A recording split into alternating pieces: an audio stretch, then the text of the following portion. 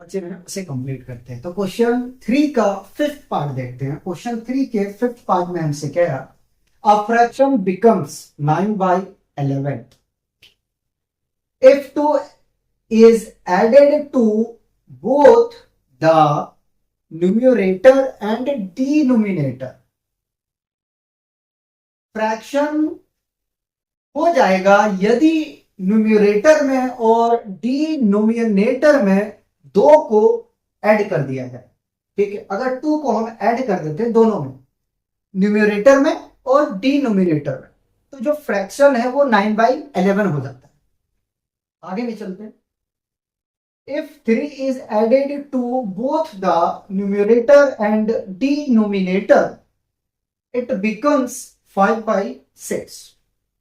क्या कह रहा है कि यदि 3 को न्यूमरेटर और डिनोमिनेटर में ऐड कर दिया जाए तो 5/6 फ्रैक्शन हो जाता है। Find the fraction. ठीक है, क्या करना है? फ्रैक्शन निकालना है। ये भी क्वेश्चन अच्छा है और ये क्वेश्चन जो है आपका लास्ट पार्ट, ये भी बढ़िया क्वेश्चन है। ठीक है, ये आएगा तो लॉन्ग में आएगा 5 मार्क्स में। ठीक, आगे भी चलते हैं, सॉल्व करने की कोशिश करते हैं। तो सबसे पहले क्या है कि फ्रैक्शन अपने को मान लेते हैं। ठीक है, फ्रैक्शन मान लेते हैं या न्यूमरेटर और डिनोमिनेटर मान लेते हैं। ठीक है, तो 5th पार्ट का हम सॉल्यूशन कर रहे हैं और हमने मान लिया लेट द न्यूमरेटर को एनआर लिखूंगा। ठीक है, and numerator be x and denominator D R लिखूंगा। ठीक, डिनोमिनेटर बी वाई। ठीक, हमने न्यूमरेटर को x माना है और डिनोमिनेटर को y माना है अकॉर्डिंग टू क्वेश्चन। ठीक है, क्या क्वेश्चन में कह रहा है? पहले एक फ्रैक्शन बना लेते हैं, x/y होगा।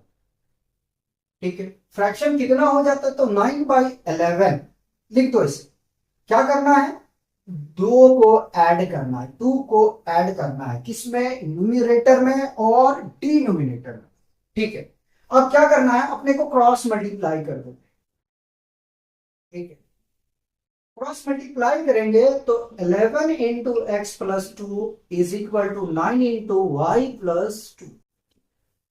मल्टीप्लाई करेंगे तो 11x plus 22 is equal to 9 से मल्टीप्लाई वाई को तो 9y प्लस 9 2 18।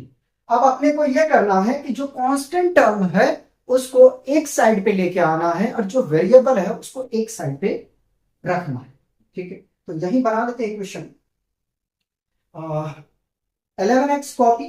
ठीक है, इस 9 को इधर लेके हम आएंगे तो प्लस है तो माइनस हो जाएगा 9y इज इक्वल 18 को हमने कॉपी कर लिया। ठीक है, और इस 22 को जब हम इधर लेके जाएंगे तो ये माइनस 22 हो जाएगा। सब्ट्रैक्ट को इधर 11x minus 9y is equal to -4। ये इक्वेशन फर्स्ट आता है। Equation first. सिमिलर करेंगे हम सेकंड के लिए। ठीक, सिमिलर। ठीक, x/y is equal to fraction क्या होगा? 5/6। ठीक है, कितना ऐड करना है? तो 3 को ऐड करना है। ठीक है, +3 क्रॉस मल्टीप्लाई करेंगे। ठीक, तो 6 से मल्टीप्लाई x को करेंगे तो 6x मिल जाएगा, 6 3 18 मिल जाएगा। ठीक है, 5 से करेंगे y को तो 5y मिल जाएगा प्लस 15 मिल जाएगा। कांस्टेंट एक तरफ, वेरिएबल एक तरफ। ठीक है, तो 6x minus 5y is equal to 15 minus 18। 6x minus 5y is equal to -3। ये क्वेश्चन 2। ठीक, जब इक्वेशन बन गया तो प्रॉब्लम आगे नहीं आएगी। ठीक है, देखिए कौन सा आसान पड़ रहा है। एक यहां पे है, एक उधर है। ठीक, कोई बात नहीं, 2 लेके चल रहे फ्रॉम इक्वेशन 2। ठीक है, इक्वेशन 2 से चल रहे हैं। 6x is equal to -3 plus 5y x is equal to -3 plus 5y divided by 6। ये इक्वेशन 3 आ गया, ठीक है, ये इक्वेशन 3। इसकी वैल्यू हम उठा के रख देते हैं कहां पे, इक्वेशन 1 में। Putting the value of x in equation 1 में हम रख रहे हैं, ठीक है। x की value 11 into -3 plus 5y divided by 6 minus 9y is equal to -4।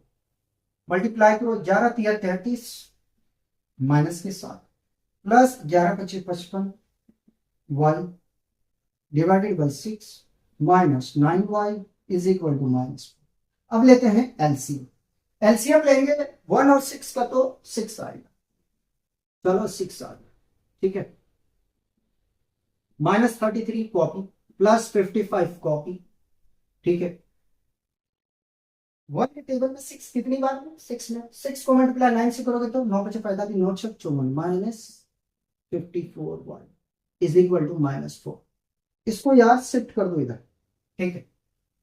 Shift करोगे मल्टीप्लाई में 6 चुका 24 हो जाएगा, ठीक है। तो -33 को उधर लेके जाते हैं, पहले इसको सब्ट्रैक्ट करेंगे तो y मिल जाएगा।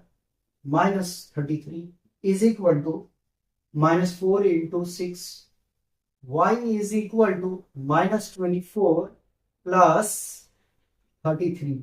सब्ट्रैक्ट करो जरा सा, 13 में चला जाएगा 4 बचेगा 9, ठीक।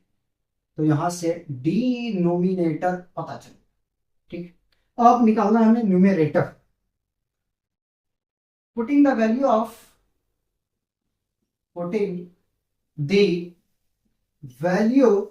ऑफ y इन इक्वेशन 3 में रखेंगे।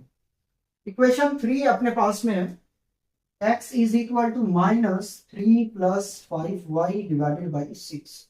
x is equal to -3 plus 5 into 9 divided by 6। x is equal to -3 plus 9 बचे 45 by 6। x is equal to subtract करेंगे 42 बाई 6, 6 1 6 6 7, ठीक। तो x इज इक्वल टू कितना आ गया 7, न्यूमेरेटर पता चलो, ठीक है। यहां दे देते हैं statement, hence the required fraction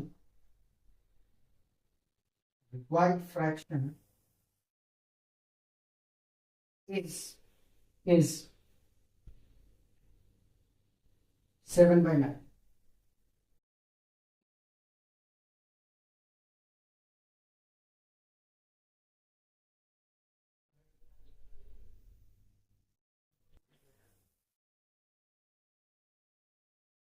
से कॉपी करें, लास्ट पार्ट एक और बचा हुआ है उसको निकाल देते हैं, फिर ये एक्सरसाइज हमारा कंप्लीट हो जाए।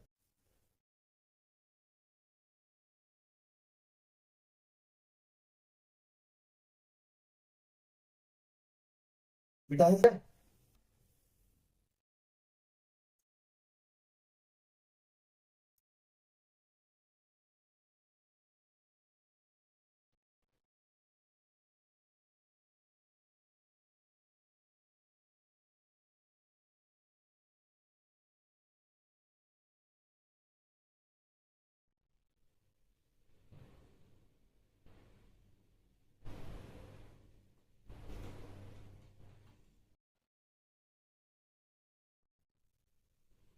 एज के क्वेश्चन में कुछ खास बातों का ध्यान में रखना है, और कोई भी एज का क्वेश्चन आए तो आपको इसी तरीके से सॉल्व, ठीक।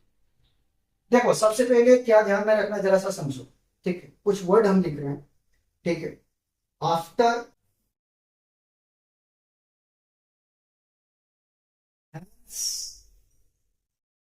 लेटर और नाउ,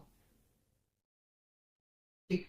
इन 4 वर्ड अगर कहीं भी 4 वर्ड नहीं, 4 वर्ड मीनिंग जो लिखा है मैंने, आफ्टर हेंस लेटर नाउ दिखे, तो इसमें क्या करना है, इसमें बेसिकली आपको एडिशन करना है, और कहां करना है वो मैं दिखाऊंगा, ठीक है।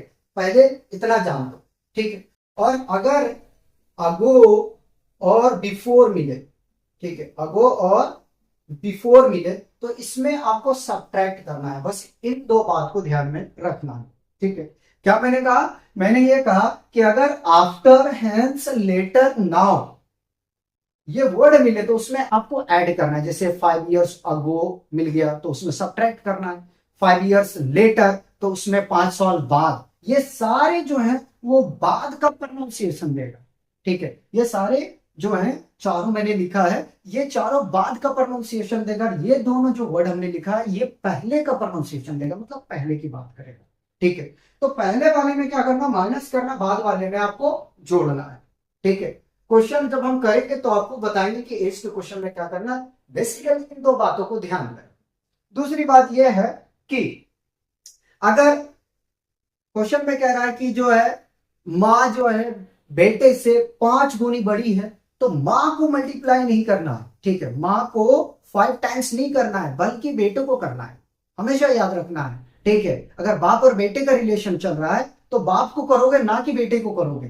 बेटे को करोगे तो वो आपके 5 times बढ़ जाएगा बेटा, ठीक है। चाहे मदर हो या सिस्टर हो, ब्रदर हो, जो भी है, ठीक है। अगर बड़ा है भाई तो भाई को मल्टीप्लाई ना करके बहन को करोगे, और बहन बड़ी है तो भाई को करना है, ठीक है। इस बात को ध्यान में रखना है, खास करके जब एज का क्वेश्चन लगा रहे हो तो, ठीक है। अब चलते हैं क्वेश्चन को रीड आउट करें।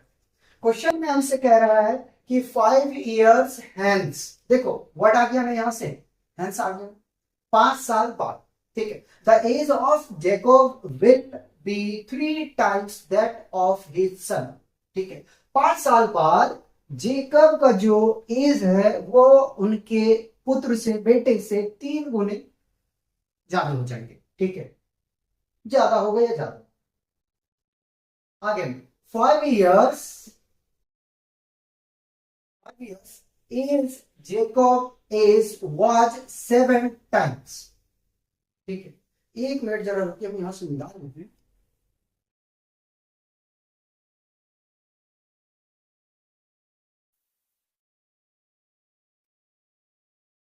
अब वो है ये एज नहीं, ठीक है।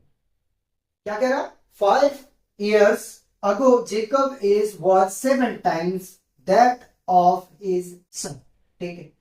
5 साल पहले, 5 साल पहले जेकब के जो एज था वो 7 गुने ज्यादा था उनके बेटे से, ठीक है। तो क्वेश्चन में हमसे कह रहा है कि what are their present age, तो ये बताएं कि दोनों का प्रेजेंट एज क्या है, ठीक है। फिर से समझाते हैं मोटे तौर पे, ठीक है, जरा समझिए। कह रहा 5 साल बाद जो एज जेकब का होगा वो 3 गुनी हो जाएगा उसके बेटे से, ठीक है। और कह रहा 5 साल पहले जो जेकब का एज था वो 7 गुनी ज्यादा था, ठीक है, 7 times था उसके बेटे से। तो बताएं कि प्रेजेंट एज क्या है, ठीक है। तो पहले मान लेते हैं दोनों का। मान लेते हैं कि सॉल्यूशन कर रहे हैं। Let the present age of Jacob be x years and son is be y years, according to question,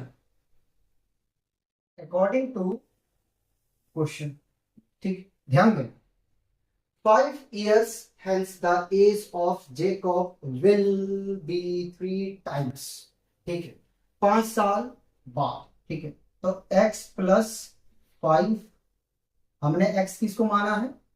अच्छा रुक जाना, x माना है हमने जेकब को, ठीक है। y+5 ये लिखना है। देखो मैंने क्या कहा था, यही बात तो मैंने कहा था कि आफ्टर, हैंस, लेटर और नाउ में हम ऐड करते हैं, ठीक है। ऐसे समझो और अच्छे से समझाता हूं। एक तरफ हम जेकब को लिखते हैं, ठीक है।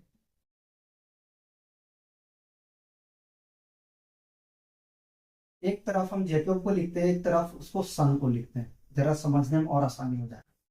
जेकब को एक्स माना है, ठीक है, और वाई माना है बेटे को। क्या मैंने कहा था कि ऐड करना है इसमें, है ना। 5 years hence है, hence मीन्स एडिंग, एडिंग, ठीक।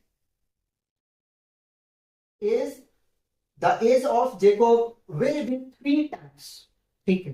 तो जेकब को मल्टीप्लाई ना करके बेटे को करना है, ये करना है, ठीक, मल्टीप्लाई, बस इतना काम करना है, ठीक। अगर यहाँ पे माँ और बेटी रहती तो भी सेम हम काम करते, ठीक है। तो x+5 is equal to, multiply करेंगे 3y, ठीक है, +50, कांस्टेंट टर्म को एक साइड पे और वेरिएबल को एक साइड पे, तो x minus 3y is equal to, या तो ऐसा करो, इक्वेशन यहां बन ही रहा है ना, चलो, x minus 3y is equal to 15 - 5 x minus 3y is equal to 10। ये इक्वेशन एक आ गया आपके पास में। सिमिलर करेंगे हम, ठीक है, यहां तक तुमने कंप्लीट कर लिया। क्या करा, 5 years ago x is equal to y, -5 करना है भाई, अब -5 माइनस, कितना देखो जरा सा, 7 times, ठीक है। तो 7 से उसके बेटे को मल्टीप्लाई कर दो और कुछ नहीं करना। x-5 is equal to 7y minus 35। इस 5 को हम उधर लेके चले जाते हैं, यहाँ इक्वेशन डायरेक्ट फॉर्म कर देते हैं, ठीक है। तो x is equal to 7y minus 35 और -2 + 5, ठीक है। x is equal to 7y minus 30।